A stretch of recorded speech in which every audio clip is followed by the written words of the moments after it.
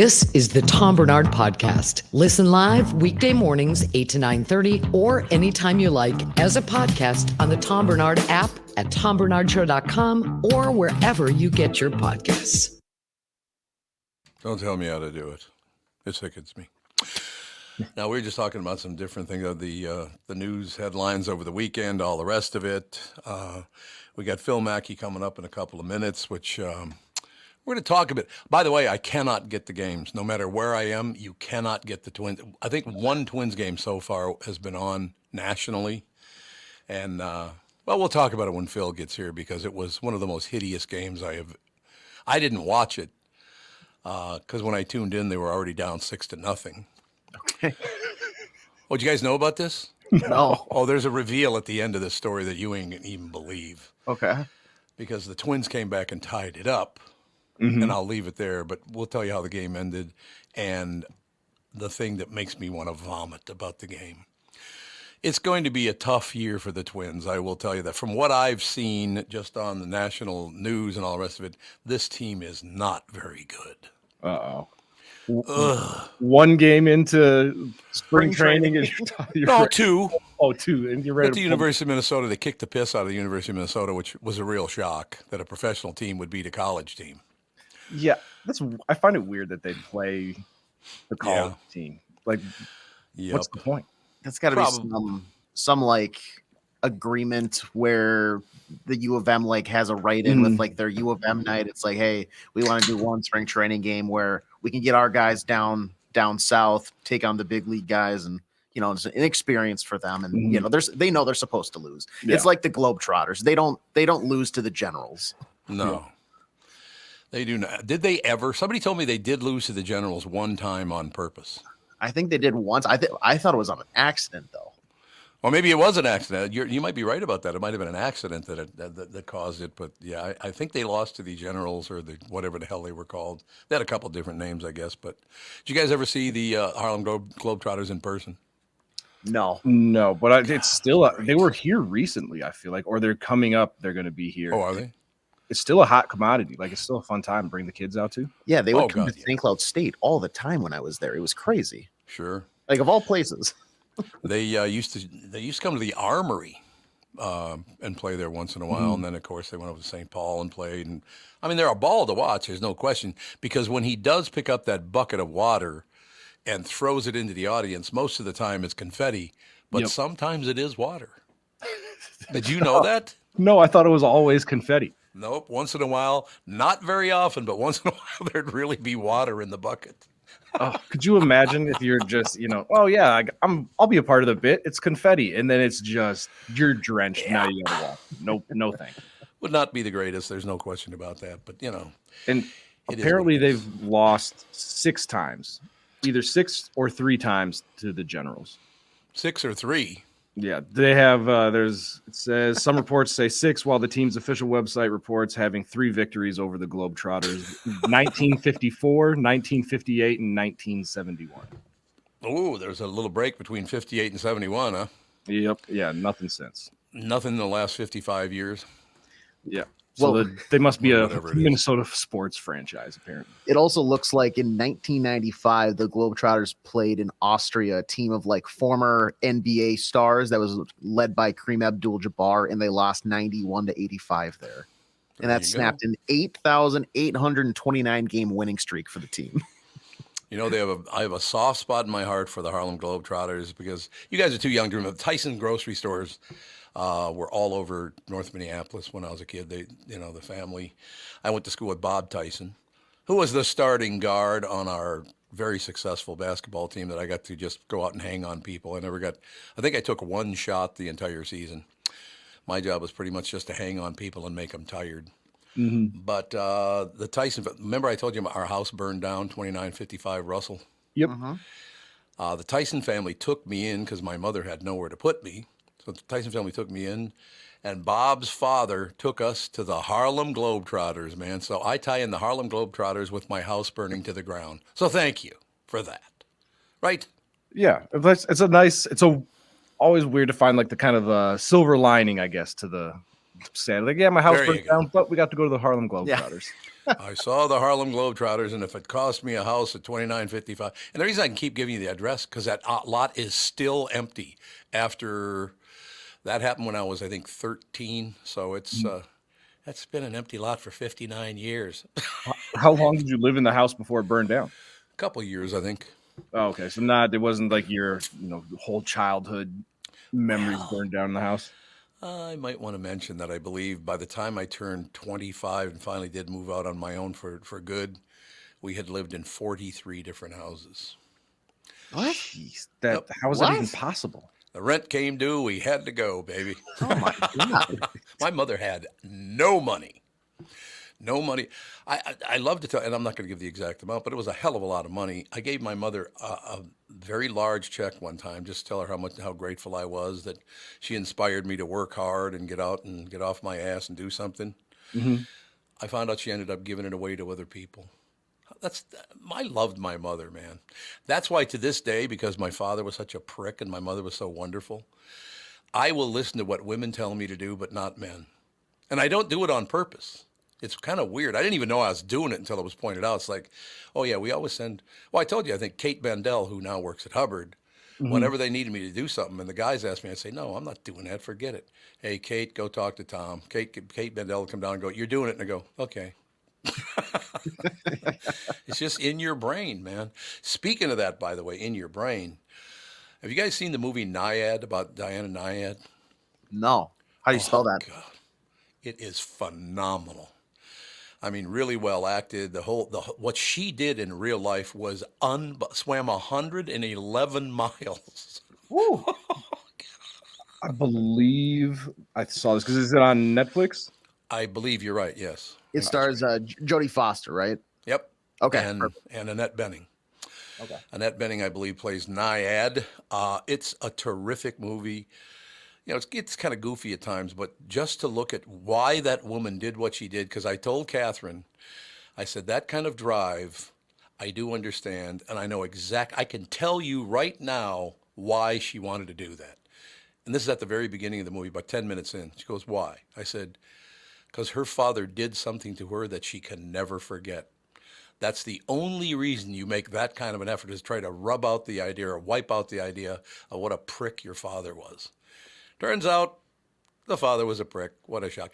And when they showed him in the beginning, he was always, you're doing the best you can. He looks like such a great guy. And I'm like, uh-oh, he's covering up for the prickishness somehow. But yeah, if you get a chance, Naiad is a phenomenally acted, well-written. It's very inspiring. It's a true story.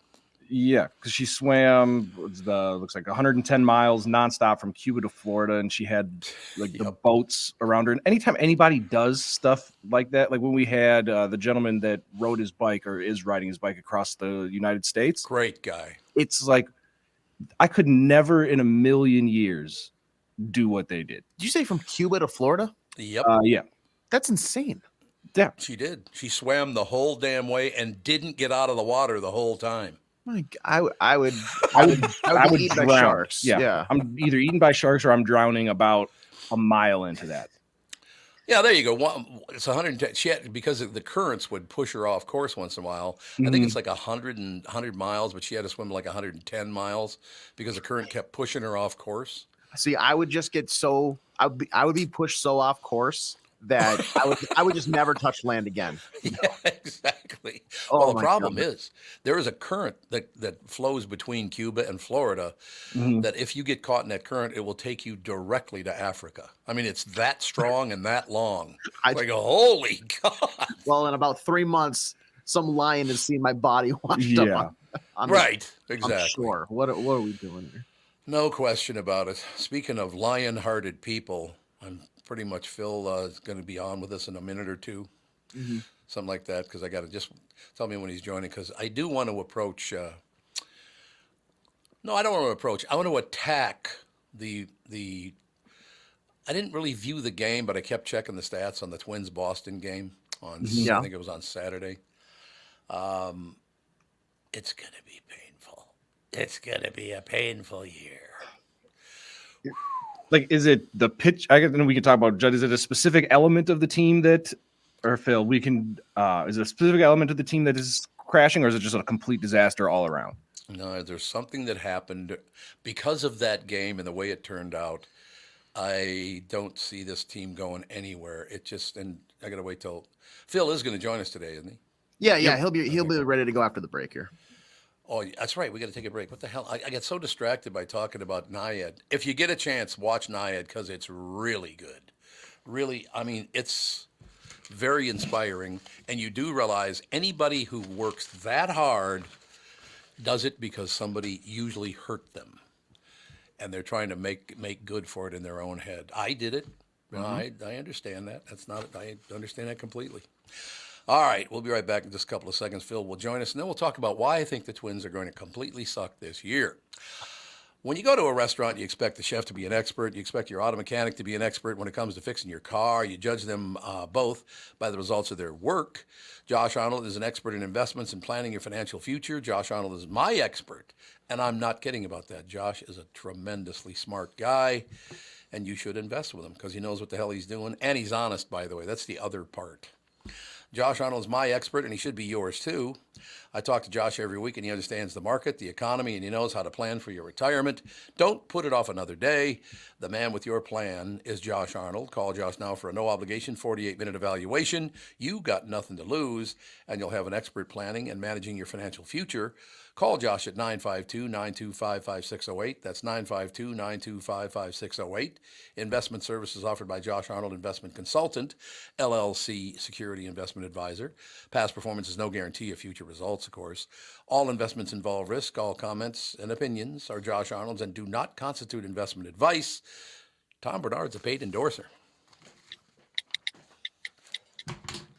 Is that text you're sending so important that you missed your turn?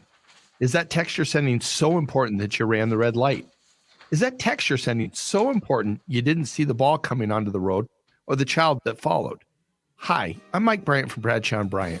When you take your eyes off the road for even 4 seconds, your vehicle travels 100 yards. That's the entire length of a football field. If you absolutely have to text, you need to pull off the road somewhere safe and do it from there. Texting and driving is against the law and can cause serious injury or even death to you and others. Now that is important. We hope you're never injured in a collision, but if you are, please contact us. Find Bradshaw & Bryant, personal injury attorneys at minnesotapersonalinjury.com. Going farther with Mike Bryant on your side, seeking justice for the injured. Bradshaw & Bryant. God, what timing. I almost sat down in time. What do you think of that action? I had to go say good morning to my wife. Sorry. In addition to having the best selection in town, K&L Surplus and Ammo can also help you sell your firearms safely and worry-free. If you've inherited a collection of firearms from a loved one and don't know what to do with them, or if you have guns you are no longer using, call Jim at K&L Surplus and Ammo. Jim can help you sell those firearms safely through consignment and auction. I know Jim. He's extremely knowledgeable and help you get the top dollar. He will help you explore all the options and take the work and stress off your shoulders. K&L Surplus and Ammo is on Lake Drive in Lina Lakes and open Tuesday through Saturday. You can also visit them online at www.klgunstore.com. You're listening to the Tom Barnard Podcast. You damn right, ladies and gentlemen.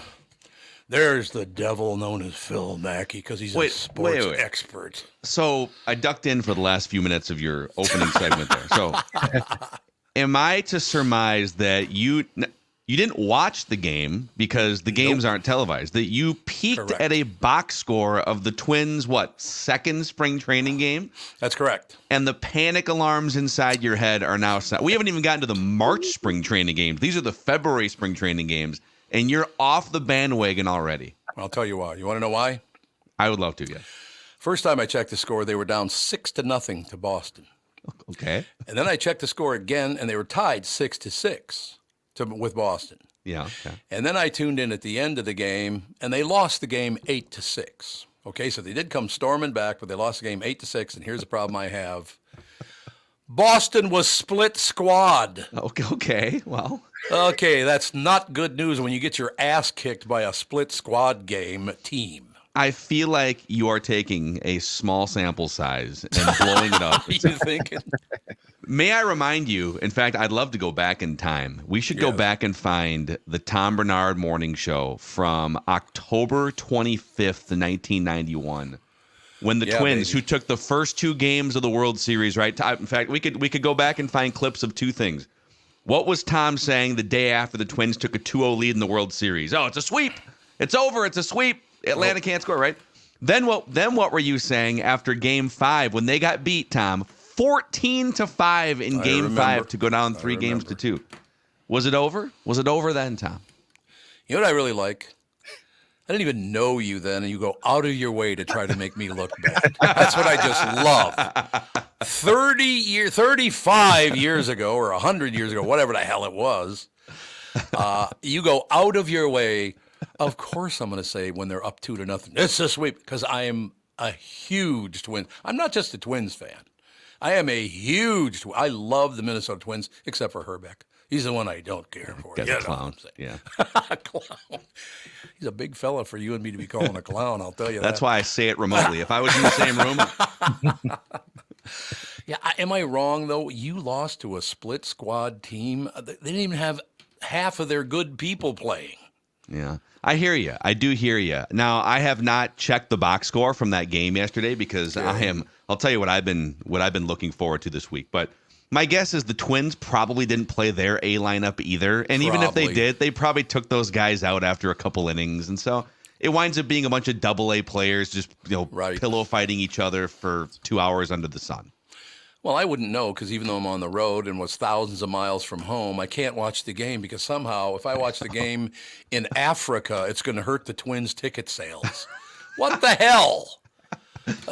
What is that? It is hilarious, man. I think ridiculous. Is it because they want to put people in the seats in Fort Myers, or is it because they were so late getting a TV deal done that they couldn't possibly have organized, the first 3 weeks of spring training? That's a good take. I just look. I'm hoping you are correct because I didn't. Once I saw they lost to a split squad, I just turned away from the team for 24 straight hours, so I didn't have to think about it. But you're probably right. They probably played a couple innings with their big shots, pulled them. I know it doesn't mean anything, but once I saw it was split squad, it's like, really? Because they went up 6-0 when the good players were in there. So I'm the more we talk about this, I'm less mad about them losing a spring training game, even if it was split squad. I'm more mad about not being able to watch them lose a spring training game. Think about this. Baseball is the only league that I can think of where I'm literally sitting here and I could be holding a $100 bill saying Major League Baseball and Twins. Here's $100 right now. I just want to watch your games. I'll pay I'll pay you $200 for the season. I just want to watch spring training and regular season games streaming on my terms. I don't want to have to go get a cable subscription that I cut the cord on 3 years ago. Here is money direct to me, the consumer. Take my money so I can watch your product. And they are telling me no. For one more year. It's insane. Correct. It makes no sense to me at all. But Minnesota is that kind of state. Look, I love the people of Minnesota. I do not love the people who run the state of Minnesota. They are some of the weirdest. Here's what I love. You look at the leaders of our state and you bring up the words liberal and progressive, which they're neither of. They claim to be. They're not liberal at all. It's all about them. And progressive? No, they're regressive. Give me your money. You go broke. Now, I don't know if the politicians are running the Twins TV partnership, but I'm going to throw I'm with you, dude. Let's throw everyone under the bus on this. Did you see what happened? So, we talked about this on Friday. Joe Pohlad went on WCCO and talked openly about how we need to right-size our business. We are not in the market. I know fans want us to sign another free agent. He specifically said, we are not going to sign one of these big names that's out there. We're not going to spend $30 million on a free agent, which was interesting enough, and we talked about it on Friday. Yes. Well, over the weekend, Bob Nightingale, by the way, from Minnesota, his son covers the team for the Stars. Bob Nightingale is one of the big national USA Today baseball reporters.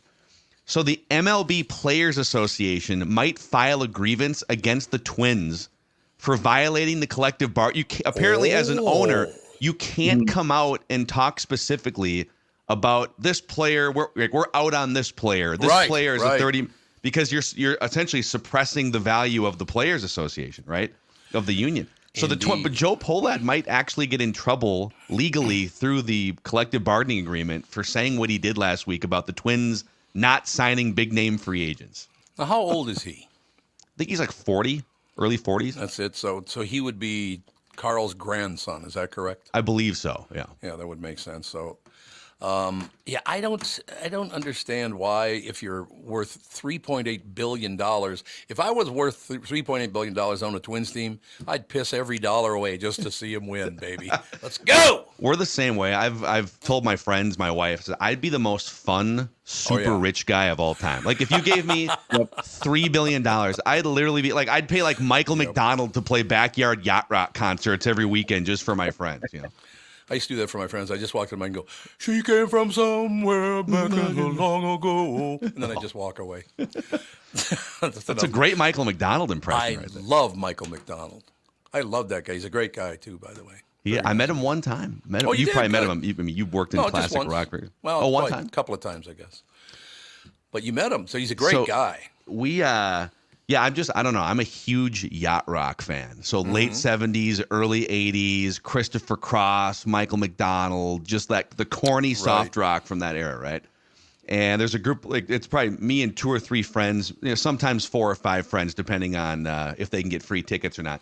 So we went to Kansas City to watch the Twins Royals one. It was like 10 years ago. Sure. And there was a concert at the Sprint Center. It was like Michael McDonald and Kenny Loggins. It was Nile Rodgers and Chic. Sure. And so we went, fell in love. A couple years later, Michael McDonald is at the Minnesota Zoo in Apple Valley doing like a concert in the park kind of a thing. Oh, that's nice. And we had printed custom Michael McDonald silhouette T-shirts and sat in the front row. Ooh. We were the youngest people there by about 2.5 generations, I feel like.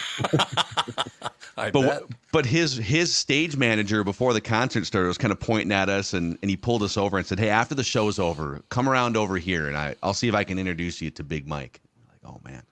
And sure enough, we go down there after the show. He's got the black T-shirt, just drenched, dripping in sweat from tinkling those keys. But couldn't have been cool. Hey guys, great to thank you for coming out tonight. Really great to meet you guys. We got some catering behind the bus over here. Just help yourselves. See how that's how people should be backstage. It's exactly how they should be, and that's how the couple of times that I've run into him. I didn't run into him. It was the same situation. They were just at the XL. What about 2, 3, 4 months ago, weren't they? Something like that. The Doobie Brothers. Big Mac and the Doobies. Yeah. Yeah, that was a good show. I went. I think Dougie Sprinthal was at that with me. I can't remember, but yeah, it was Sprinthal. But Doobie Brothers from day one. Loved that band and all the changes they made. I really didn't have any problem with any of it. It just, I guess, yacht rock. I guess I'm a huge yacht rock fan and didn't even know it. Yeah. Right? Yeah, there's a little bit of crossover there. Some of that late 70s Michael McDonald Doobies. There's a couple songs that fit the yacht rock, but then a lot of it's classic rock. There's a clear line there. What qualifies as classic rock and yacht rock? No doubt about it. But I just.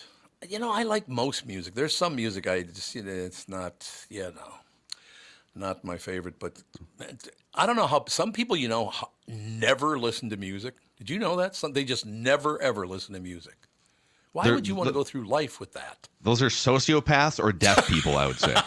You might be right about that. Who is the artist or band or musician that you think you've probably listened to the most? Not forced to listen to on radio, but like your own time listening to music. Who would you say is your top?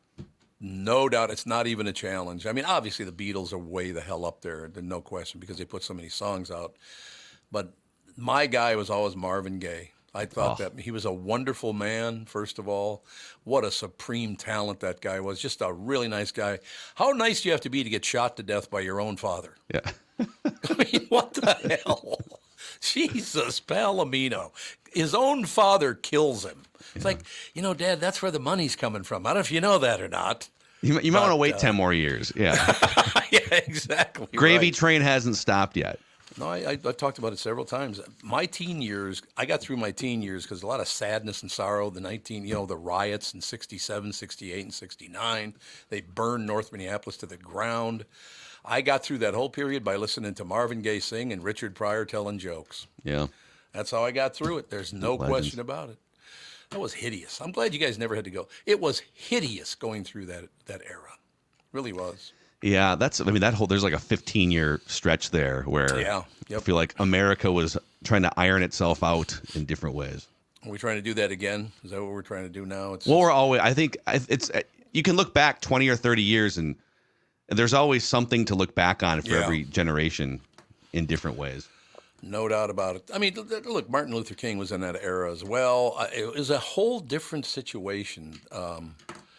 I'm glad that I grew up in that era, but I'm also very sad that I grew up in that era because there was a lot of misery. The entire world was miserable, but America in general, because, when you start taking out the president and then the guy's brother Robert who wants to be president, and you're taking out Martin Luther King, you're killing everybody in sight. They crippled George Wallace for the rest of his life. He had no chance of becoming president, and they tried to kill him anyway. Yeah. It's like, what the? This is a kind of a cryptic question, but are you surprised that, or let me ask it this way, do you think those attempts happen and get a lot closer to happening than the public knows? Oh, yeah. Yeah. There's no doubt about that. No, did you ever had anybody pull a gun on you? Oh, just finger guns. No.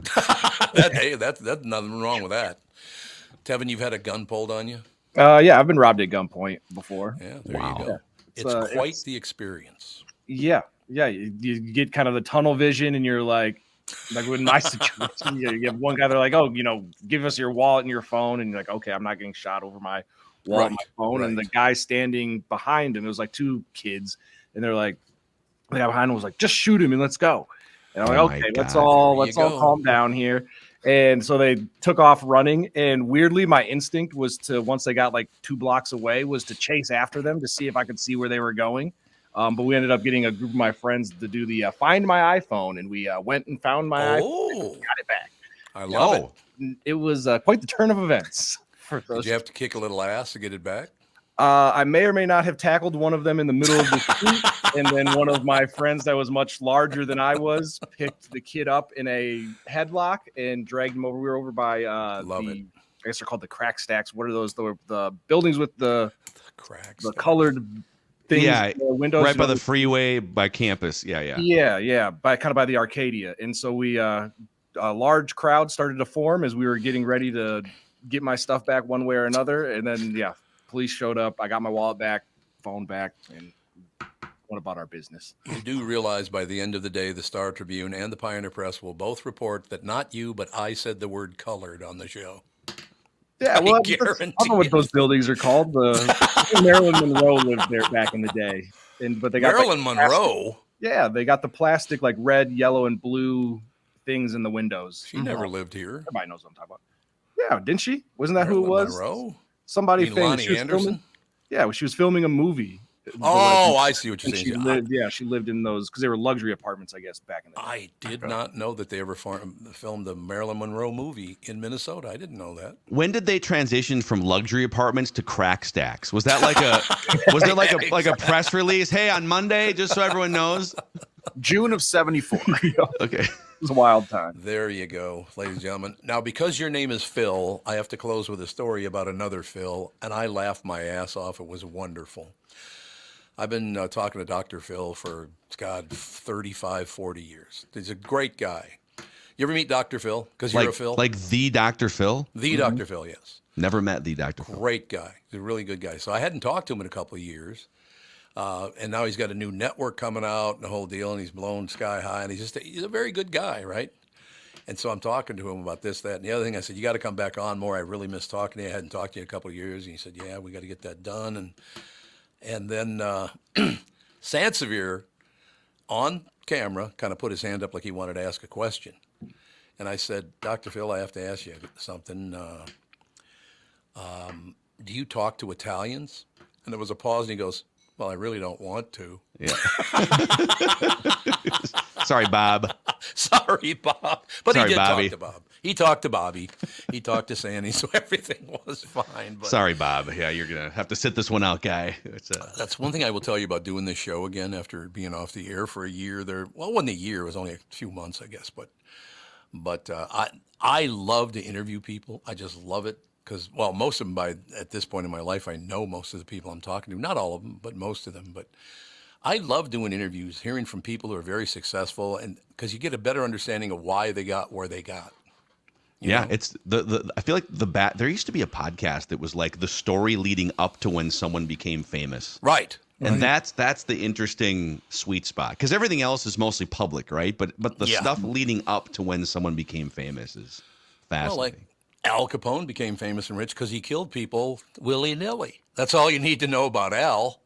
Right? You know, if you could sit down with Al, if you could resurrect him and say, you know, what led you to that first kill? You know, what were you? Now later on, he wound up just hiring people to do the kills for him. That's right? correct. That's what happens when you're sitting. But if I get to heaven, I kind of doubt that I'll get there, and I know that Al Capone ain't going to be there. You're going to see him. No. I'm not going to see Al Capone, but I would like to just talk to him one time and go, what's the deal with that scar on your face? Where'd that come from?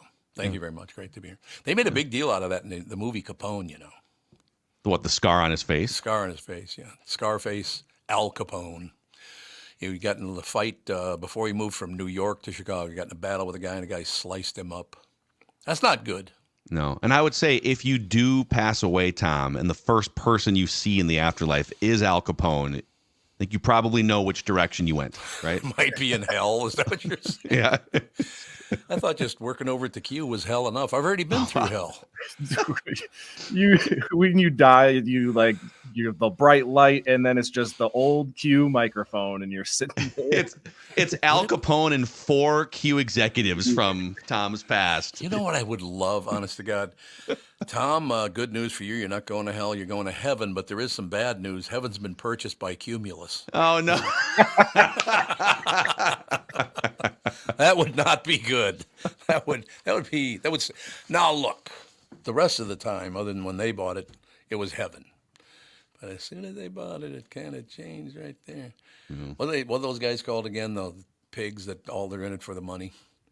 Money grubbing. Money grubbing's good. I like that. But no, what the hell's that called? The investor, what the hell? It doesn't matter. In any case, so we're going to stick with our Twins, even though they pissed me off. We should have a rule. Tom is not allowed to look at a Twin spring training box score for another 2 weeks. You're on 2-week timeout from the Twins. That's a good idea. Oh, and by the way, I should mention to people, and thank you. People are unbelievable, by the way. I did not know when I went back on social media after 12 years that the account I opened had a limit of 5,000 followers.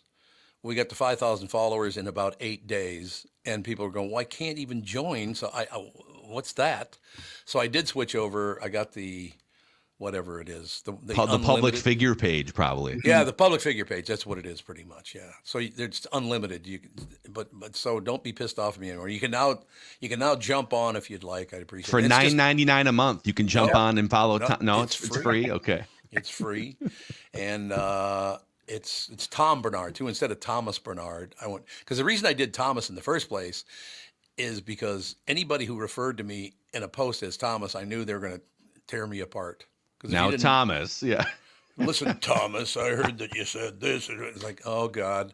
So yeah, I got rid of. So it's just Tom Barnard, not the podcast one. That's the one the Hubbers and it's a separate one. It's just a schmooze deal, right? Mm-hmm. So it's just Tom Barnard on Facebook. So I just wanted everybody to know that I got rid of the Thomas Barnard because it had a limit on it, and we had exceeded the limit, or we got to the limit quickly. So now just go there. Now you can communicate. Now you can communicate all your frustrations or all your joy, whatever it is. Well, like last communication's night, open. Went to bed last night on a Sunday night, and my last post was, oh, Christ, it's Monday. I got to talk to Phil tomorrow. That was the last post. Not gonna sleep all night, just dreading. Not gonna get any rest at all. All right. I'm going to call you Dr. Phil from now on. What do you think of that? You should. I'm here to diagnose all of your twin psychological issues. I got a lot of those, man. You're going to be a very busy man if you're going to do that, Pally. Well, all right, we'll see you guys on Friday. Looking forward to it, Phil. Thank you, Phil Mackey. Ladies and gentlemen, SKOR North. We'll take a break. Be right back in a couple of minutes. Chris Egert joins us right after this. Have you enjoyed Minnesota's non-winter this year? You want to enjoy the warmth whenever you want? Two Minnesotans can help you live that dream. Matt Carlson from Realty One Group Destination Key West grew up in Litchfield, Minnesota, started out helping his friends find homes locally and in Florida, and now can help you. If you've considered living in the warmth of Florida, now is the time to reach out to your new friend in Realty, Matt Carlson. Great guy. It's a buyer's market now, and your Minnesotan friend Matt can help you with a new home here or in the Florida Keys. And if you need some guidance with financing, Kristyn Eklund from Coast to Coast Mortgage can help. Kristyn is Matt's preferred lender, can finance anywhere in Florida, and like Matt is one of us as she hails from the Sartell, Alexandria area. So if you're looking at a new home in Minnesota or maybe that second home or retirement place in Florida, trust your new local friends and contact Matt and Kristyn. Visit onekeywest.com, that is onekeywest.com, or call Matt at 612-791-2345, 612-791-2345, and work with local professionals that I trust, and you can too. Recently, Jim Paul of Valley Buick GMC was contacted by a company that does on-site sales. Jim was confused. Wait, they don't know anything about us, our staff, our reputation, most importantly, our customers. Hey, pal, no problem. We do them all over the country. You know, get the manager off the roof sale, inflatable gorilla sale, and our favorite, the 13-hour sale with a giant clock that goes to 13. Urgency, baby. We bring our crew because, well, your people are, let's just say, a little laid back. And the pricing? Nothing special, sport. But Jim thought, we price competitively every day. Our prices are special. We definitely don't need these guys. But sale does convey some urgency, so we made a bold decision for his fine dealerships. Announcing the Valley Buick GMC 365-day sale. And we can even extend it a couple years or so. I got the air dancer guys, scratch-offs, plastic keys, bubble machine. Valley Buick GMC in Apple Valley or Hastings, or valleycardealers.com. Hurry. I love Jim Paul. When are we going to have Jim Paul on the show? We should, because he's been a friend of mine for about 40 years now. So, Jim, you're a good man. Mike Lindell, also a good man. And MyPillow employees want to thank my listeners for all your continued support. Thank you. They're having an overstock clearance and new product sale right now for the best prices ever when you use promo code TOM. And you get free shipping on your entire order. Get 50% off the MyPillow 2.0. Also get 50% off the brand new flannel sheets that just arrived and won't last long. 6-pack towel sets for only $29.98, and take advantage of the free shipping on larger items such as mattresses and mattress toppers. 100% made in the USA on sale for as low as $99.99. Everything is on sale, from the brand new kitchen towels that have the same technology as the bath towels that actually absorb, dog beds, blankets, couch pillows, and so much more. To get the best specials ever, go to MyPillow.com or call 800-516-5146. Use promo code TOM, and you get free shipping on your entire order. So call 800-516-5146 or go to MyPillow.com and use promo code TOM. This is the Tom Barnard Podcast. Listen live weekday mornings, 8 to 9:30, or anytime you like as a podcast on the Tom Barnard app, at TomBarnardShow.com, or wherever you get your podcasts. You heard me. Ladies and gentlemen, Channel 5's Chris Egert is brought to you by Mr. Money Talk Josh Arnold. Call Josh today for your free 48-minute evaluation at 952-925-5608. That's 952-925-5608. Once you get it wrong, Tom, so everybody knows that you made a huge mistake. What do you think? I think it's okay. You clarified it. You addressed it right away, got the right information out there. If you do that, you're doing your job correctly. So I'll be able to slog through somehow? Is that what you're saying? I think so, yeah. Works for me. So what's happening in your world, Pally? Well, it's funny you bring that up about slogging through, because last week on the news, I don't know if you caught it, but I was supposed to say big tick season. Uh-oh. Oh, boy. Uh-oh. And I did say that other thing that rhymes with tick. And I said, experts are warning of a big blank season. And I just stopped and I was like, oh, I go, well, that didn't come out the right way. No, I apologized right away, corrected it, move on. No. You were absolutely right. It happened to be this show you're talking about, because the four of us together. Well, obviously big. Yeah. Big tick season. Big tick season. You know what I love about that so much? Because that's a good name, actually. Big Dick Season is a great name, actually, if you want to use it for the right thing. That sounds like a good band name. It does sound like a good band name. That's true. Absolutely. So you got through it. You stood there and took it like a man. Right? I'm just saying, the problem when that happens is when you do something like that and you don't say anything and try to like pretend that nothing happened. That's usually where it goes south. Yeah. No, hey, we've all done it. There's no question. Well, the worst one that I ever did was at the old Q building at 917 North Lilac Drive. I was on the air doing a morning show just like I am now. And literally, as you can see my hand if you're watching the video, I'm on the air and it was this close. It's like I'm talking and talking and talking and talking. And all of a sudden there's this gigantic spider right in front of my face. It dropped from the ceiling all the way, and it was literally about that far from my face. And I went, F! Live on the air. Like, whoops, I probably shouldn't have said that, but you know how shocking that was? It was like, and of course it was so close to my face, it looked like an octopus, for Christ's sake. It was gigantic. Right. Did you guys have a dump button? Were you able to dump out of that, or did it go over? I don't care. It's not my problem. I didn't own the place. What the hell do I care? Right? Not my fine. I'd love that. Jeannie Hubbard's at home right now going, oh, let's get rid of Tom. Let's give him the hook. This is the internet. You can say whatever you want. That's true. That's very true. I mean, as evidenced by everyone's posts on the internet, you can say and do whatever the hell you want on the internet. You know what's interesting about that? You know, now I'm back on social media, and I just announced that I moved over to Tom Barnard doesn't have any limits, all the rest of it. Every damn post so far has been very, very nice. Now, of course, this is going to push people to come on just to be a prick, just to be a smart ass. But no, people have been great. People are a lot nicer than they were like 12 years ago. Oh, yeah. Yeah. Oh, my God. I think you're kind of experiencing the people are over. Not there still are some assholes out there, but now people are more like, hey, we can treat everybody like adults and kind of calm down a little bit. Love it. Because they didn't. That's the reason I got off is like everybody, anything, you're breathing wrong. It's like, what? Okay. Whatever that gait you have when you're walking it's off just a tick.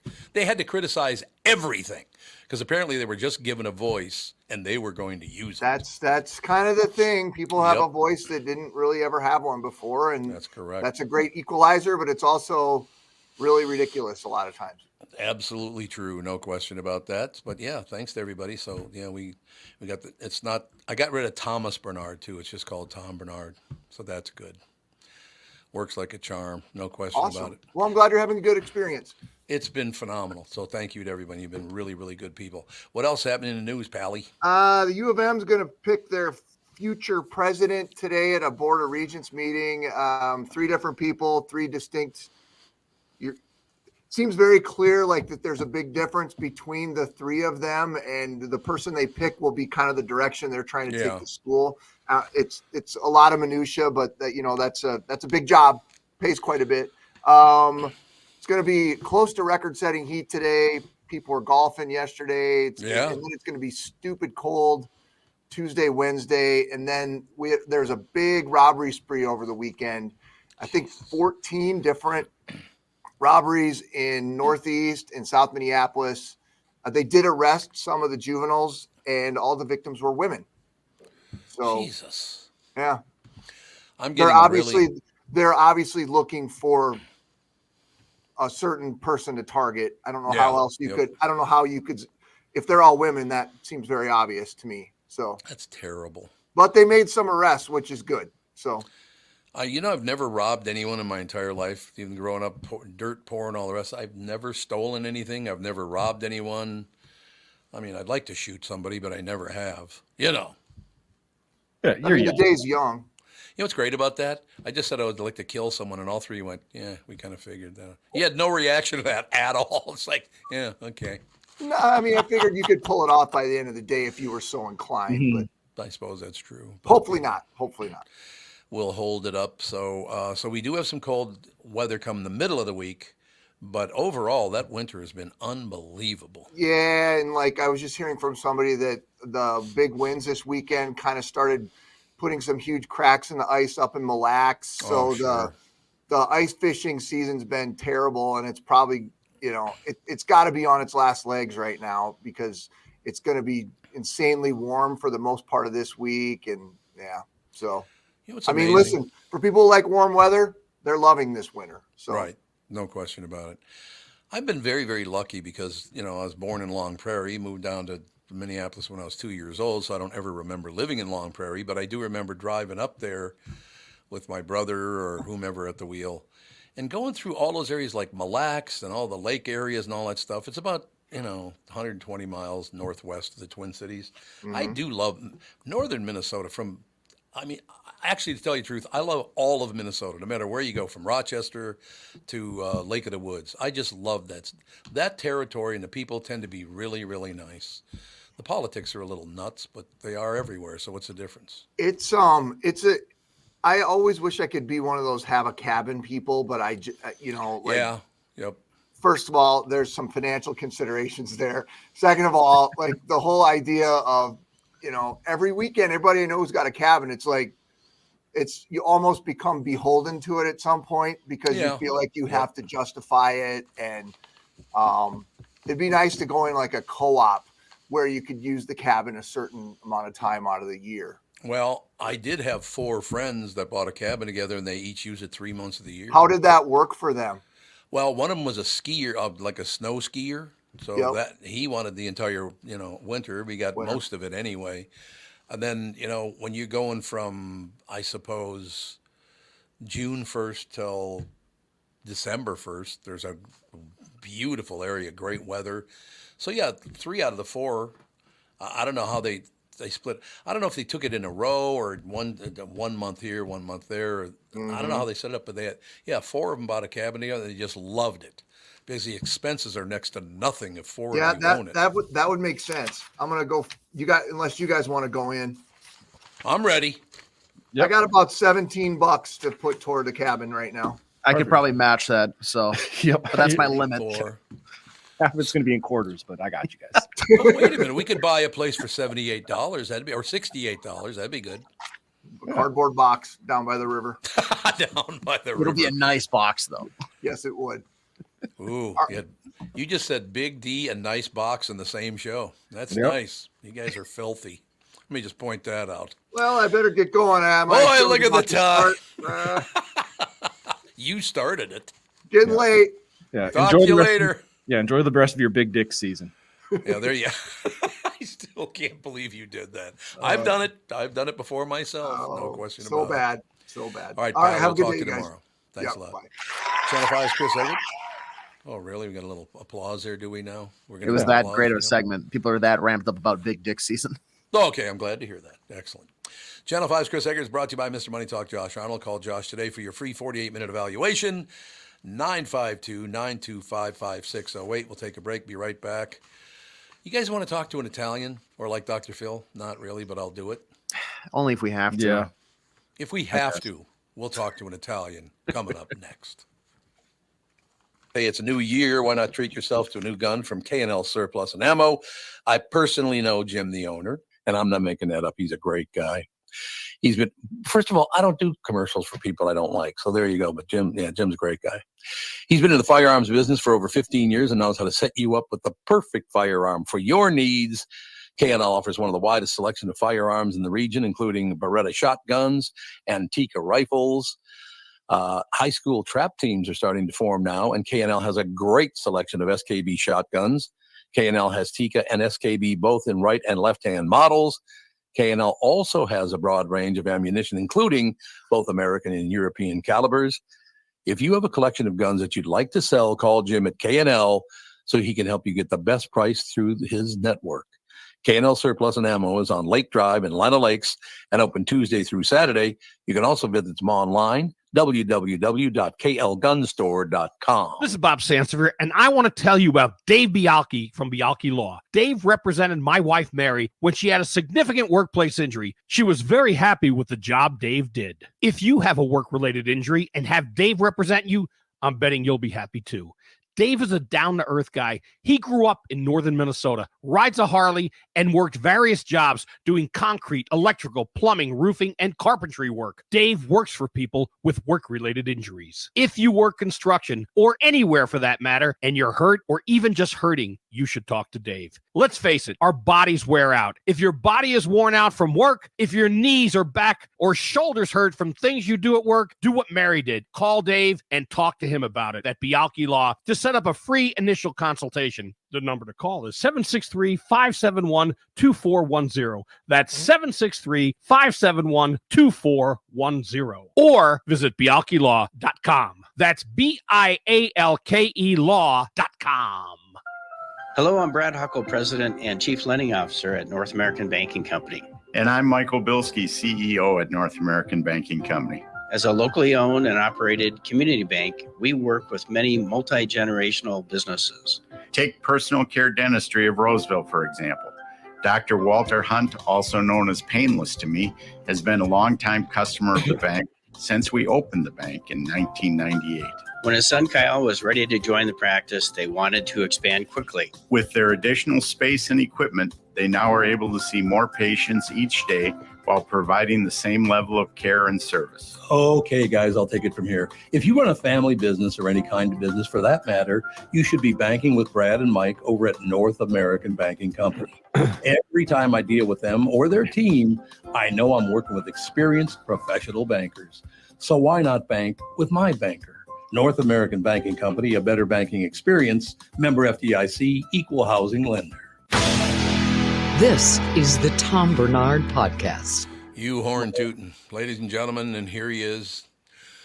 Dr. Phil didn't want to talk to him on Friday, but he did. So that was nice. Hey, I'll tell you what, the doctor would have needed a doctor if he kept talking like that. Oh, here we go. Tough guy. Yeah. What's going on, He thought Sandy? he was a tough guy. He did. You're absolutely right.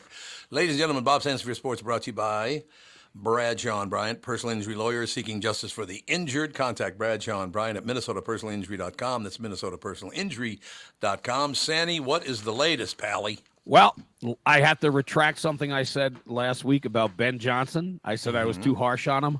Apparently, I wasn't, because they got destroyed in Nebraska.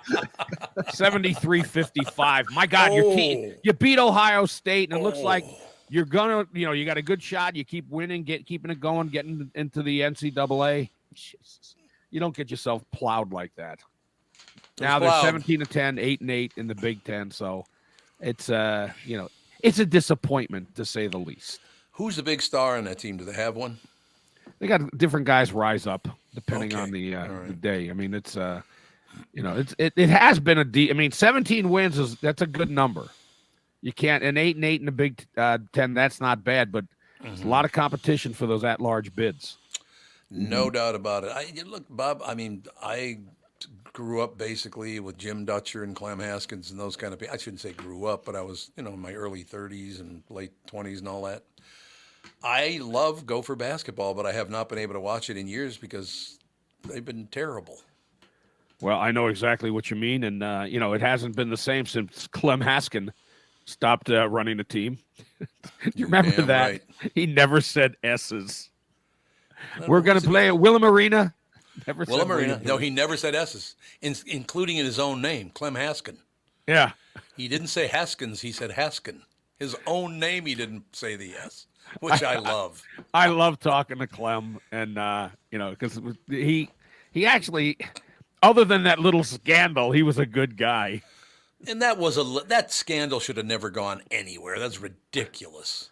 Well, there's people who didn't take accountability and should have. Yes. For instance, the professors who accepted term papers on the menstrual cycle from college basketball players who were men. Well, that close doesn't enough. raise a flag. These guys were so lazy, they wouldn't even take a something Right. that didn't have to do with the woman's menstrual cycle. That's what they were turning in. It's something that AJ and Tevin would pull. Oh, I've wanted to make them part of the conversation here, No, I understand that. There's no question about it. But we've had good coaches over the years for the Gopher basketball team. Had some not so good coaches for the Gopher basketball team. But, I need that team to get a lot better. They're pretty good, but they need to get better. They do. They need to start knocking down NCAA tournaments every year. You horn tootin'. And then your Vikings will find out. Well, they'll find out more about players that they plan to draft tomorrow. The scouting combine kicks off, and they got to figure out a way to get a quarterback who could be a good one and their future quarterback. Yeah. Why is it such a problem, Bob? What, finding a quarterback? Yeah. Well, there's a lot of them that aren't that good.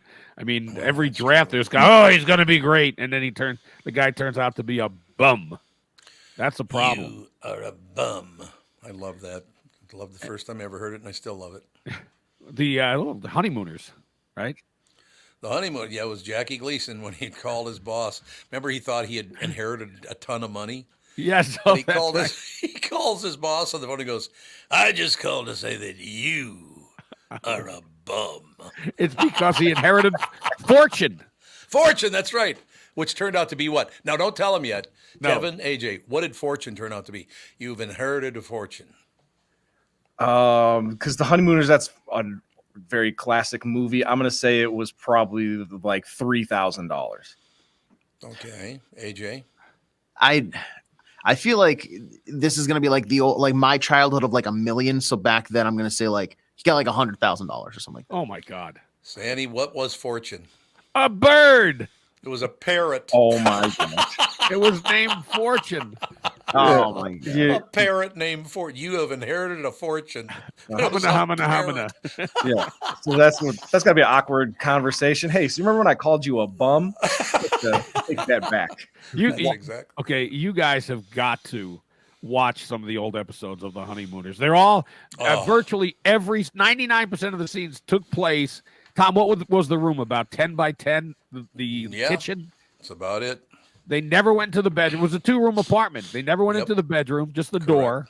Yep. And it was hilarious. And Norton was a big part of it. Norton.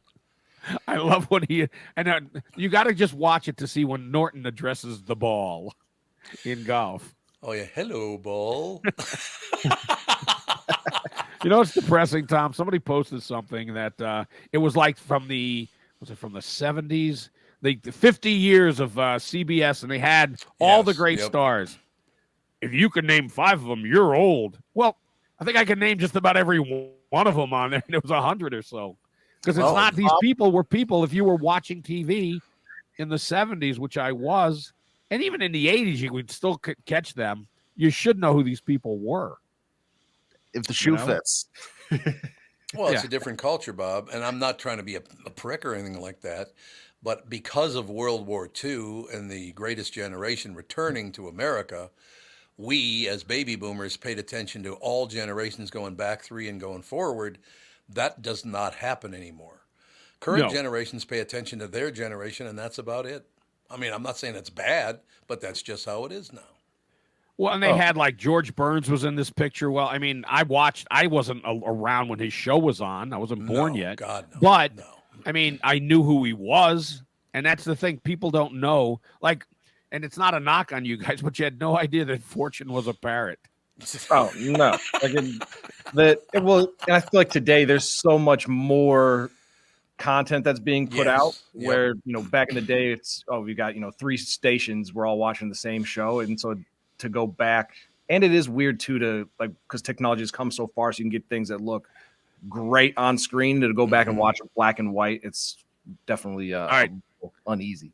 If Tom or I were to say MASH to you, would that be a potato or would it be a TV show? Definitely potato first, but it was like a war show, correct? It was about the Vietnam War. I've watched MASH. MASH is tremendous. That's like one of the greatest shows of all time. Okay, then tell him what war it was, AJ. He didn't watch the show. No. He didn't watch the show. No. He didn't. It's like was it the Gulf War? Oh my God! I don't know. Is it Vietnam? I'm going to say Vietnam. No, that sounds right. No, it was a Spanish-American war, the Gulf War. It was Korea. It's Korea. Oh yeah. Well, I mean, who cares? I just know about. Who cares? So that looked like the Gulf to you? I know about like radio and. I know Cheers was in a bar. Yeah, Cheers. Okay, that's good. For Everybody Kevin, knows Cheers your was in a name. bar. Yeah, it's good stuff. I mean, like I said, people have different views of different things, and there's so much more going on now. I don't know if you could pay attention to all the things we used to pay attention to. No. Okay, I got one. Tom, I'm sorry, I got to ask them one more question. Who was the star of the Mary Tyler Moore Show? Mary Tyler Moore, and I'm glad that you brought it up. I'm glad that you brought her up because I have to fact check myself. A listener wrote in, it was Mary Tyler Moore who lived in Minnesota while filming. Okay. Right. You said it was Marilyn Monroe? Yeah, not Marilyn Monroe. I didn't think so, but I just went along with you because, otherwise you'd burst into tears or something, Yeah, I usually try to only cry during the breaks. You're mean to me, Tom, because you said Marilyn. Yeah, it was Mary Tyler Moore. There we go.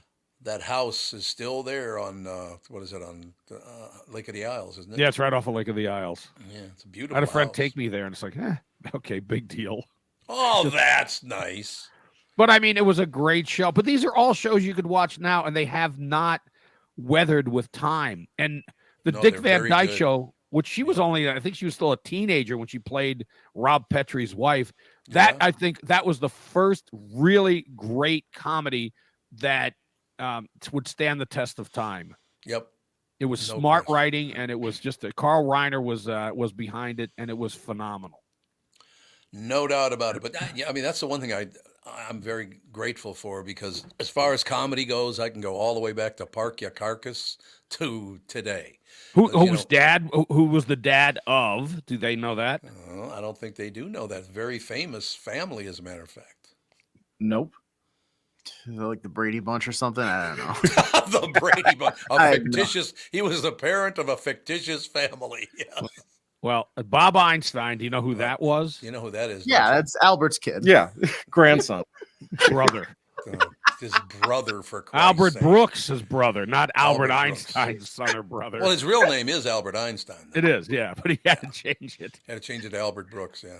Why would you name your kid Albert Einstein? Why don't you put a little more weight on his neck? Yeah, exactly. Jesus, you're stupid for an Albert Einstein. There, by the way, I'm not sure if it's on or Max or which one, but you should look for Defending My Life, which is Albert Brooks and Rob Reiner talking about Albert Brooks' career, which is, Tom, you've seen it? Yes. That's terrific. And it's based on Defending Your Life, a movie that Albert Brooks made, which I thought was hilarious. I loved all of his work. I thought he was terrific. We used to have him on the queue once in a while, and just a really, really nice guy. I like nice people. You know what I mean? Yeah. And he gave us the nest egg. And yes. Then when he tried to convince the casino owner, who actually was a famous, it was Gary Marshall, that they could be known as the casino with a heart if they would just give him all his money back that his wife lost. What? You'll be known as the casino with a heart. What did he say to his wife when he got back in the car after losing all that money and not being able to get it back? He said one thing to his wife. What did he say? Oh, I don't remember the line. What was it? Okay, here's how it's going to go from now on. I don't ever want to hear the two words nest and egg from you ever again. It doesn't matter if they're separate. They lost their nest egg, so he never wanted to hear it again. God, those movies were funny. Yeah. Phenomenal. You know what? Somebody was mentioning it the other night, and I have to watch it because I haven't seen it in years. Now, have both of you, Tevin and AJ, have you seen Blazing Saddles? Oh, God. Yeah. Yeah, I have. Not in its entirety, but I've watched most of it. Okay. AJ, what period is that set in? That's like the Wild West. All right. Good job. Very good. But then it's also not, because at the end there's like the fourth wall break where they go to the premiere of their own movie, but the characters are playing themselves, but also it's a weird like time break at the end. But yeah, it's Dom DeLuise. That's Dom DeLuise directing a dance troupe, which makes no sense. But I suppose you're shooting on a Hollywood set, you're going to run into that kind of thing. Yeah, one of the greatest movies of all time. There's no question about it. Yeah, I got to watch it again, and it's out there. And it did not get canceled, even though they dropped the big N in there about 7,000 times, because it's such a good movie, so well done. And he did it to get over this word. I mean, that's why Mel Brooks, actually, that's what he told me when I interviewed him. He said, just keep saying it, and maybe people would get over it and stop using it in such a derogatory way. It's well-intentioned. Yeah, Cleavon Little, who obviously was one of the stars, he died young, right? He did, yeah. Because he didn't make many movies. I don't know if he made any other movies. He was terrific in it, though. I had a whole cast was great. Bob, that was one of the greatest movies ever made. No question. Yeah, Alex Karras says Mongo was terrific. Mongo, remember when Mongo knocked out a steer? Was it a steer or a horse? Oh, I thought it was a steer and a horse, both. That might have been both. That might have been both. Punched him in the face and knocked him out. Again, is why I need to watch it again because it's been so long. Oh, it is a since I saw wonderful it. movie. It's Gene Wilder. Richard Pryor wrote it, right? I think he was one of the writers, yeah. Or co-wrote it. Yeah, you're And right. he was the one who put in all the N words, I think. Yes, it is. It was he himself. That you're 100% correct. All right, Sandy, a brilliant report as usual. We learned a lot from you today, I want you to know. Well, we learned that MASH might have been during the Gulf War. Yeah, early 90s, baby. Yeah, early 90s. No, somewhere in there. No question about it. All right, then. And that would have been a tough one because MASH was made in the 70s, but it was the early Gulf. They were predicting the future. They knew what was going to happen. Ooh, he's the soothsayer. Exactly right. We'll see. Talk to you guys. Friday, Sandy. Yep, Thank looking you. forward to it. You know, Bob Sansevere Sports brought to you by Bradshaw and Bryant, personal injury lawyer seeking justice for the injured. Contact Bradshaw and Bryant at MinnesotaPersonalInjury.com. That is MinnesotaPersonalInjury.com. Take a break. Be right back.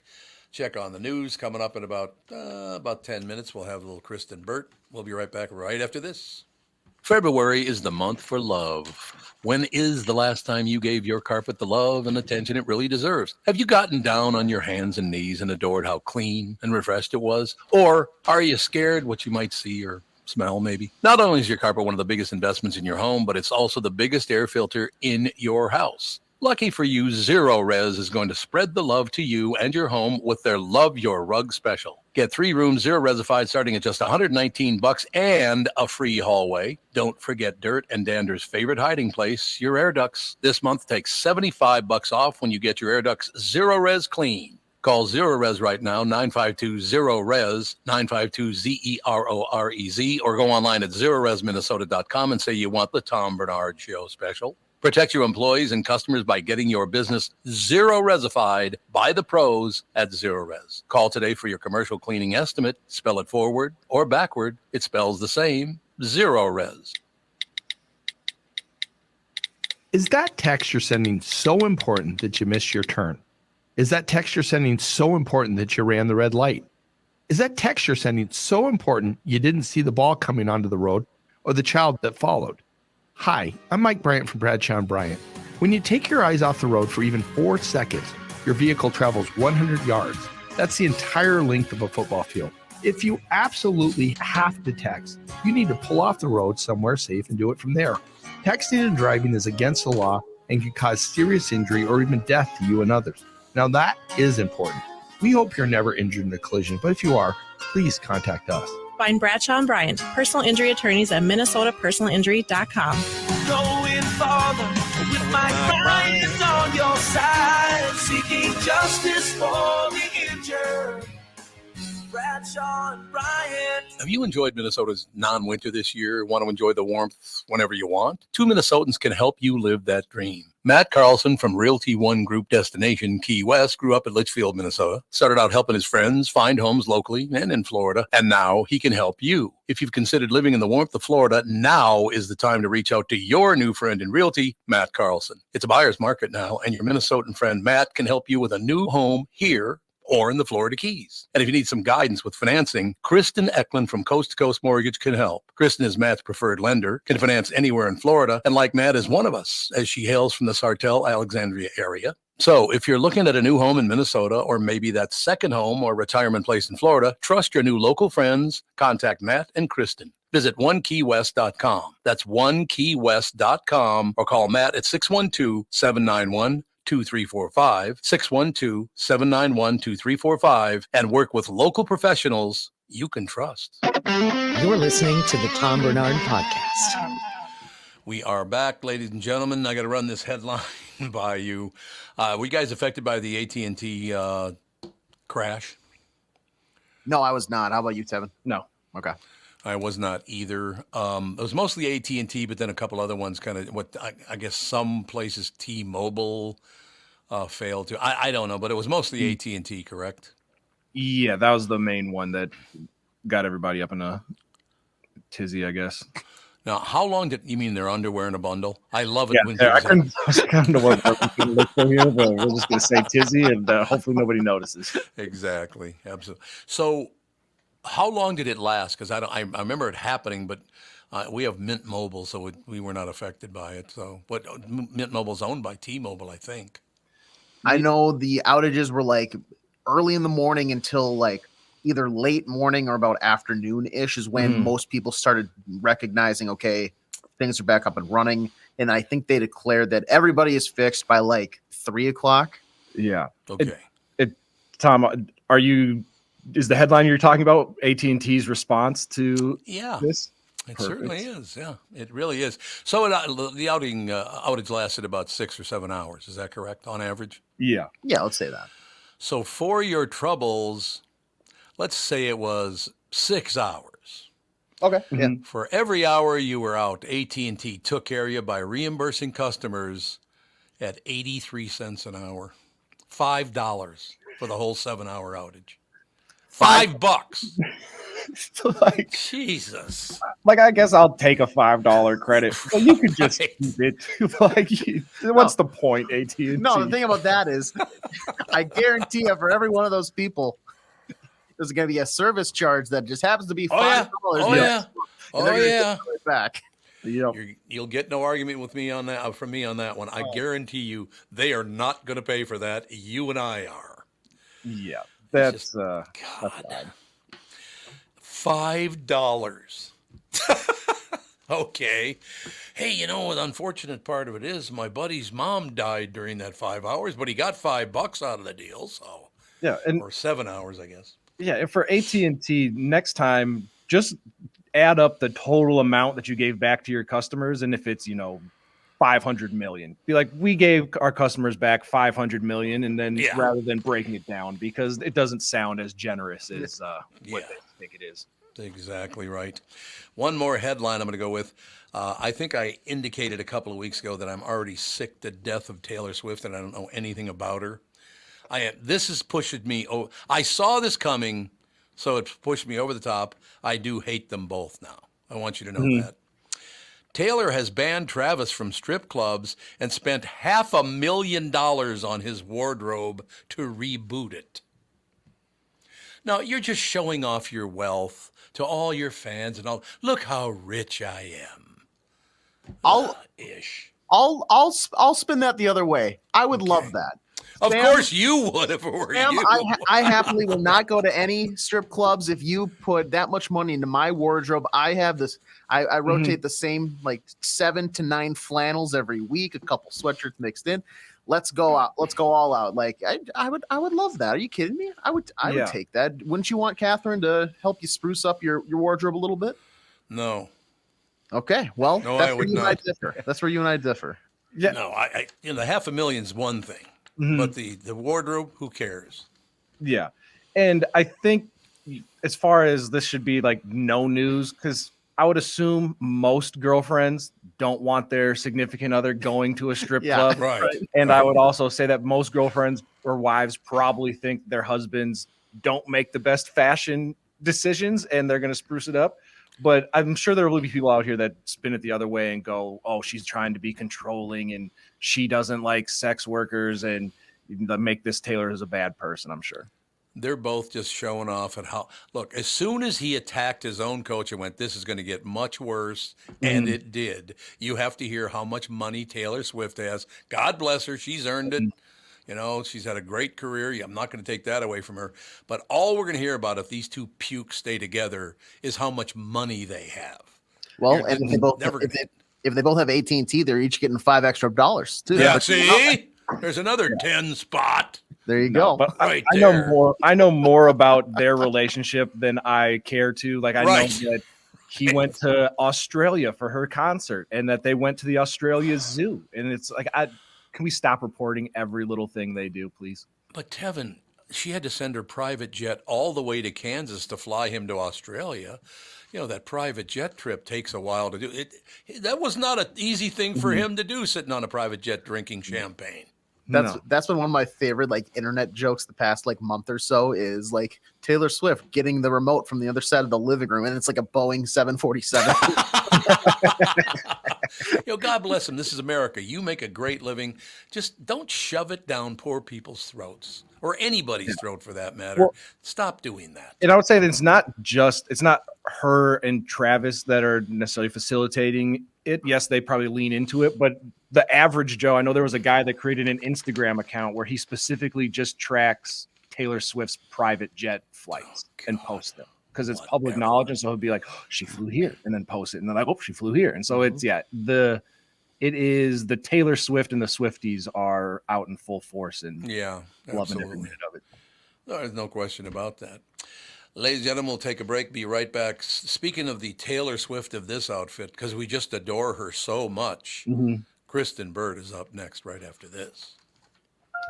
Hello, I'm Brad Huckle, President and Chief Lending Officer at North American Banking Company. And I'm Michael Bilski, CEO at North American Banking Company. As a locally owned and operated community bank, we work with many multi-generational businesses. Take Personal Care Dentistry of Roseville, for example. Dr. Walter Hunt, also known as Painless to me, has been a longtime customer of the bank since we opened the bank in 1998. When his son Kyle was ready to join the practice, they wanted to expand quickly. With their additional space and equipment, they now are able to see more patients each day while providing the same level of care and service. Okay, guys, I'll take it from here. If you run a family business or any kind of business for that matter, you should be banking with Brad and Mike over at North American Banking Company.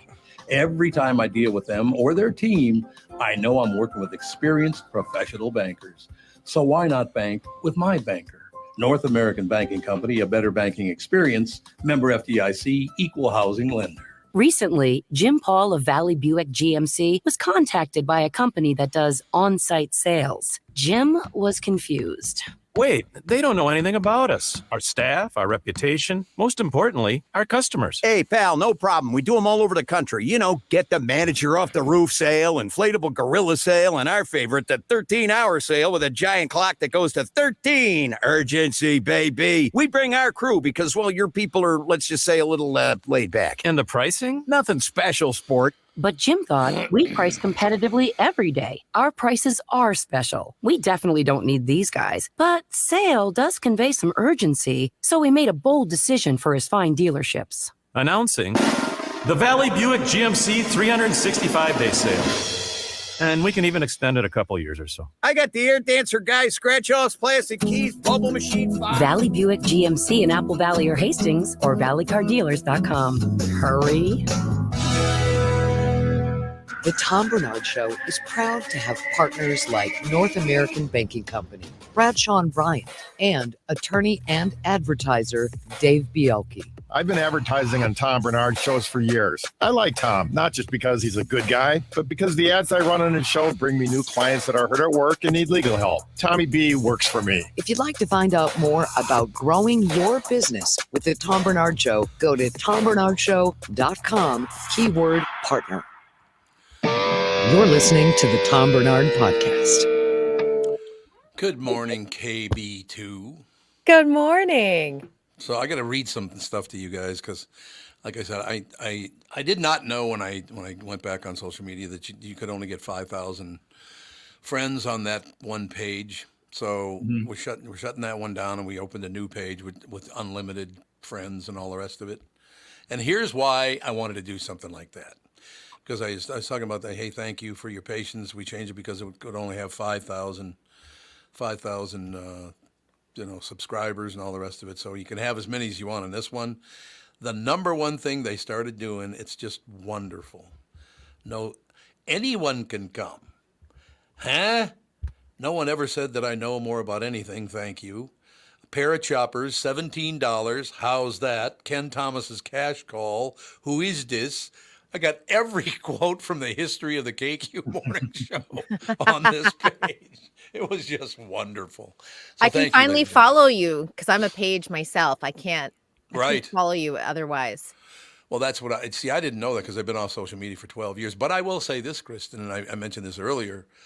I think it's a much more genteel, much more accepting world. Because when social media started, everyone's such a prick. Remember that 12 years ago? It was just horrible. Or 15 You haven't been years on ago. Twitter recently, have you? I don't go on Twitter. Yeah, I don't go on they're Twitter. all I there. know better. Yep. They're all there. Why do they want to go? Is it because they're being a tough guy? Because there's no consequences of being a tough guy on social media? Elon Musk has allowed kind of a free-for-all platform there, okay. and I've had to report things to Twitter to say this is inappropriate behavior, and they're always like, nope, it does not violate any of our regulations. Where prior, when it was, I don't know who owned it, Jack someone or other. Jack Doherty or something like that. Jack Dorsey. Jack Dorsey. Dorsey. Yeah, Dorsey. He owned it before. They would be like, okay, great. We've like suspended them, or they had, or like there's a strike against them, something like that. Now it is a total free for all. So I don't go on that much just because there's so much abuse on it. No, I do remember. I was 59 when I left Twitter, because I literally got sick of. I'm at 2000 Southeast Elm Street. I'll see you outside in about 10 minutes, pal. And, of course, nobody ever showed up. And then Catherine mentioned to me, what if they just drove by and shot you? I went, good point. Let's not do that anymore, shall we? That wouldn't be great, just get shot to death in front of the queue. That would No, not not at all. No. But no, it's much more. Is it across the board? Is social media much friendlier now than it used to be, except for X? No, not at all. It's worse, honestly. Is it much really? worse. Yeah, I think your page, people are glad to see you after a long absence. And as long as you stay above board with like lovely light topics, you're going to be fine. If you dive into politics on your page, warning you right now, it will be very ugly very quickly. Yeah. Well, I'm a centrist, so I don't give a rat's ass about people's politics, left or right. Extreme left and extreme right, I want nothing to do with. I like Democrats and I like Republicans. Took me a long time to get there. To just not talk about it at all. Well, I know, but I mean, when 4 colleges get nailed for pissing away $166 million, you kind of want to point out, let's not do that again, shall we? Our college system is in big trouble. I don't know how people afford it, to be honest. I went to NYU, and it is, I don't know, $300,000-$400,000 to go there for 4 years. My high school, I went to a private high school. It is $60,000 to go there for a year. Unbelievable. It's not a boarding school either. It's a day school. So I have a question for you. Is that why when you and your mom were together in that closet, she was tearing up because she's still paying for your college education? No, I had a scholarship at NYU, so my parents. Oh, I had a scholarship because I'm so bright, Tommy. So annoying, isn't it? I've got a scholarship. Well, it's, you know what? I'm very grateful for it because I'm still not paying off student loans. That's a huge deal. So, because I know so many people who are saddled with $200,000, and then they're going to grad school, and that adds to it. How much did it cost me? I went to college for one day. How much was it? Probably still about $20,000. $20. Well, I was like, if you break it all down for the semester, Yeah. like $100 for the day. Yeah. Probably $100, for the day I showed up. And I literally knew from just sitting there, this is not for me at all. The ass kissing of the professor, and she was just sucking it up like there was no tomorrow. I'm like, this is not a place for me at all. Not at all. Yeah, college is not for everyone. And I think if I were graduating right now, I'd tell someone to go and get a trade, like go and learn something that's not going to be eaten up by AI in the next 5 years. Do it. Well, Kristyn, I don't want to spend a lot of time talking about it because you only, you got what you want to talk about. But Kath and I saw Naiad over the weekend. My God, that was a good movie. What a story, too. What a story. I mean, it's a really great, true story. The acting in it was phenomenal. The woman swam 110 miles without ever getting out of the water. Yeah, and she was. She was and there's conspiracy theorists who think that she got in and out of the water. And so there's people who don't believe that she actually did it too. So there's been it's crazy. I'm like, did you see what she looked like when she walked out of the water? Yes, I did. All the jellyfish stings. Yep. It's true. Annette Bening's great in the role. Jodie Foster's great as her coach. Yep. The whole And movie. Diana Nyad wound up doing Dancing with the Stars after she did that swim. Did she really? She did. She didn't last very long because, swimmers only do one motion. Yeah. Where dance is like a 360 motion. She was kind of stiff, but it did at least get her, your base salary, even for just lasting like a week or two, is like $250,000. It's not bad. I could do the twist for $250,000. Yeah, I would do Come it. on, baby. Let's do the twist. Yeah, baby. Chubby checker. That's all I'm saying. How good a guy do you have to be when, hey, you know what? You're going to become a world-renowned figure. What could your name be? Let's say you're fat, so let's call you a chubby checker. I mean, and That he feels accepted like it. Okay. Very 50s thing, doesn't it? Yes. Yes, indeed. You're absolutely right. Fats Checker. domino. I barely checker. know her. Huh? Checker. Oh, see, there you go. That's But in the same area, we had a chubby checker and a fats domino. So what do you think of that action? Well, we got like Fat Joe now. Yeah, that's right. There's Fat Joe now. That's right. Yeah. Although he lost a lot of weight, so he's more like a skinny Joe. Ozempic Joe. Yeah. Ozempic Joe. Ooh, I like that. Sponsored. Hey, it's not a bad idea. Not at all. Super Bowl ad for next year. There you go. Yeah. Free idea. No, you know what? I think I'll do it this well. I'm going to start this week. I've just decided. You've inspired me. Can you buy Ozempic over the counter? No. I didn't think so. I mean, I'll you have to- shouldn't be able to. I'm sure there are some unscrupulous people selling it, but I would only do Ozempic under the care of a doctor. Oh, God, yes. There's no question. Yeah. Yeah, you don't want to start taking drugs without a doctor knowing what you're doing. Except for there's one place that I go, and whenever I check in, I stay on the same floor, and I walk along that floor, and always there's somebody in about 2 doors down that hits the geef in their suite. They must live there or something, because the hallway always smells like marijuana. Always. It's like, what? I haven't been here in 6 months. Still smells like marijuana. You They get a hit the contact high.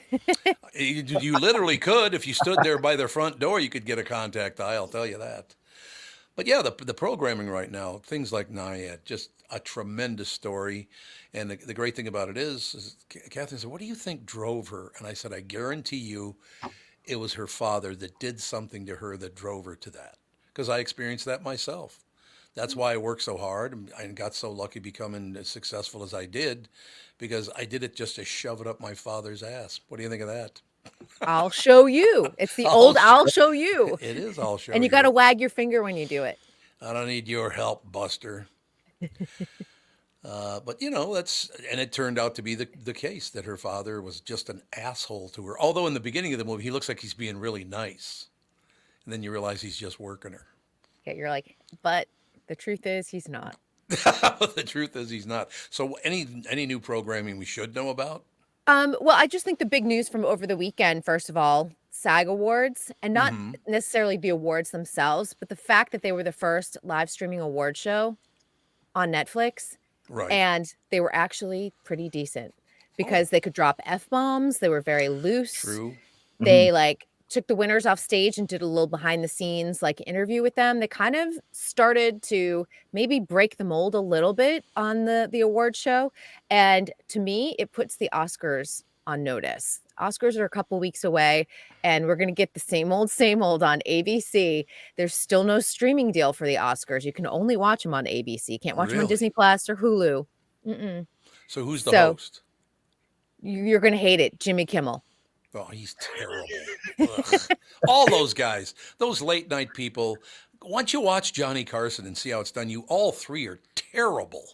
You'll be happy to know Jimmy Kimmel said he is thinking about retiring after he wraps up his current contract, which I think he has a couple more years. I think it goes through 26 or something like that. I mean, God bless him. He found his audience. There's no. I mean, those shows are nowhere near as big as the Johnny Carson show was. It's not even close. But Jimmy, the other kid, he used to come on the KQ Morning Show once in a while. Jimmy Fallon.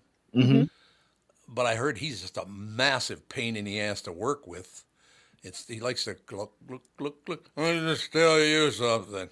You can thank Rolling Stone for that deep dive article. But honestly, really? Okay. yeah, they did the deep dive. But I think because it was done during the strike, I feel like it just kind of came and went. It was like maybe a 2-day headline. And then he was like, I'm sorry if I did anything bad, and bye. And that was it. Well, I got to be honest with you. I never did anything wrong when I was a drinker. It never happened. You were perfect. I was very Is that nice why you to left everyone. Twitter? Weren't you like tweeting in the middle of the night? Yeah, that might be true. That might actually have happened. That's why the whole thing was erased. Andy took it all and erased every bit of it. Super I smart. love You don't Andy. want that stuff to come back and haunt you. Well, they you were already fighting invented with. shit to haunt me, calling me all those names like a racist and a homophobe. They knew that wasn't true. They knew 100% that was bullshit, but they couldn't wait to try to harm me. You succeed in Minnesota without their help, they will come after you. That's a fact. Is that And maybe Minnesota nice? Yeah, that's Minnesota nice. That's exactly what it is. But maybe it's that way everywhere. Is it that way everywhere? If I can't take some credit for your success, then you're a failure. Yeah, I think it's like that a lot of places where the only thing people seem to love more than kind of that underdog story is the fall of somebody that's at the top. Yeah, they love that whole thing. I never even checked it. I probably should have sued them for printing that because they knew it wasn't true. They knew flat out it wasn't true, but they printed it anyway. You could have done even some good old fashioned defamation. You're damn right. Sue them for defamation. I Yeah. should have. Well, I'll say in Hollywood, we build people up, and then once they get to the top, we go like this, we flick them right off. And I know I was listening to your unhinged conversation about Travis and Taylor, but unhinged. It was unhinged. They're I love hideous. it. They're hideous. They're not hideous, but here's the thing: You're worse than they are. I've been worse than they are for a long time, Tom. You know this. That's why I love working with you. What are you talking about? Yeah.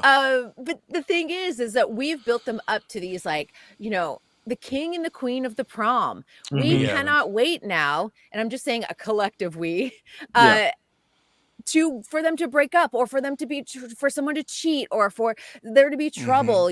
Oh, we knew all along this was going to happen. He's an athlete, something like that, because nobody thinks that every story is perfect. And this may be end game for them, and they may get married and have kids. We don't know. I mean, it's still early on in the relationship, but I will tell you, there are plenty of tabloids that are just foaming at the mouth for one misstep. Yeah. At this point, they have to just go the distance and grow old and die together, because if they break up or have one little, you're saying misstep, it's just going to be everybody's going to get behind the microphone or on Twitter and just have a field day. Got to be honest with you. That thing has never been real, and it's never going to be real. It's all bullshit.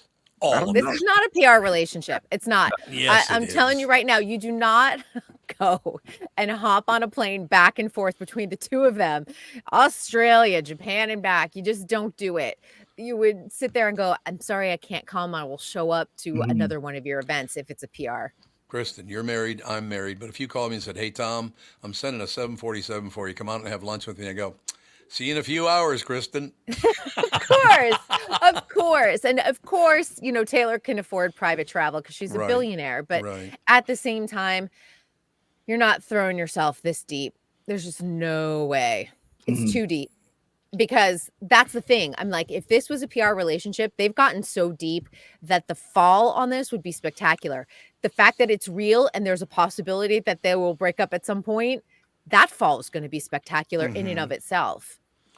But don't you think what he did at the Super Bowl, that was just to draw attention to himself? There's no doubt. He was not that upset. Now he's just an attention grabber every chance he gets. I'd never even heard of him. Talking about it though, Tom. You're the only one. I've forgotten about it. It's in the news today. Again? Yes. Who's talking about it? I don't know. It's who sends the script, the news? The complete sheet? Complete sheet. There you go. It's complete sheet. Yeah. Yeah. I mean, the Super Bowl thing. Blame me, sister. He definitely, I think, was. I don't think in the moment he was like, I'm going to use this as an opportunity to draw attention to myself. I think he was genuinely upset because he thought he should be getting the ball and had a little diva moment and took things definitely too far. But I don't know that he was. But he can milk it on his podcast, New Horizons. Yeah. That we can definitely say would be fact. But I feel like he talked about it. He and his brother discussed it. What else is there to say? If he does it again and it becomes a habit next season, that's a thing. Yeah. I find it odd we haven't heard the audio because the NFL mics up everything and they always have moments and it's the Super Bowl and you're telling me we don't have the audio. I want to hear what he said to Andy Reid. Because here's what it is. They selectively edit. Yeah. That's fact. Absolutely they do. All right, another brilliant report, I thought. Doing my best. We got Well, lots to it's- talk about this week. We've got the Russ trial, which is really fascinating. So we should talk about it at some point this week. Eek. It's the armorer who's up right now, and then that'll okay. be followed by Alec Baldwin. But it's the stuff that's coming out, not good. No, really? I haven't Yeah. seen it yet. You want to do All an right. early report tomorrow? Yeah, we'll do it tomorrow for sure. Love that. Now we're talking. Get to work. I will do that. right, Have a good talk one, to you everyone. Thank you, my dear. Kristyn Burtt Entertainment News brought to you by North American Banking Company. Go to nabanco.com to learn more. Member FDIC, equal housing lender. As a closer, let me ask you a question. Do you think because of, the years in the business and all that stuff, it's been 54 years already, that I have been reporting on news for so long that every time a story like this comes by, she's with him, he's with her, she's traveling all over, just happens to be, they go to the Super Bowl, just happens that he starts screaming at the coach. I have a hard time believing that's all real. I really do. Maybe it is, but I don't believe it is. Yeah, I mean, when it first started, I was skeptical. Yeah. But now I'm like, okay, it seems more legitimate. And if anything, just because he's going to multiple Taylor Swift concerts, and as a grown man, that's not your demographic, or you're not her demographic. And so to sit through all those concerts, I probably better be dating this person. And Let me ask you a question. Oh, go ahead. Is the demographic $1 billion? Is that close enough? Yeah, but I mean, he's got money too, so it's Not like that, he doesn't. Yeah, but once you get to a certain point, what's an extra billion? Tomato. Yeah, you know. Oh, here we go. Now, $1 billion's a lot of money. There's no question about it. It's a lot of money. Unless it's $3.8 billion with the Pohlads, and they still won't spend any money on players. But other than that, not enough. It's not enough. Sorry, don't have enough. No question about it. I love my twins. Support my twins. Damn it. Is that a good ending? I think so. All right, fellas. We'll talk to you tomorrow. Thanks. Yep. Bye.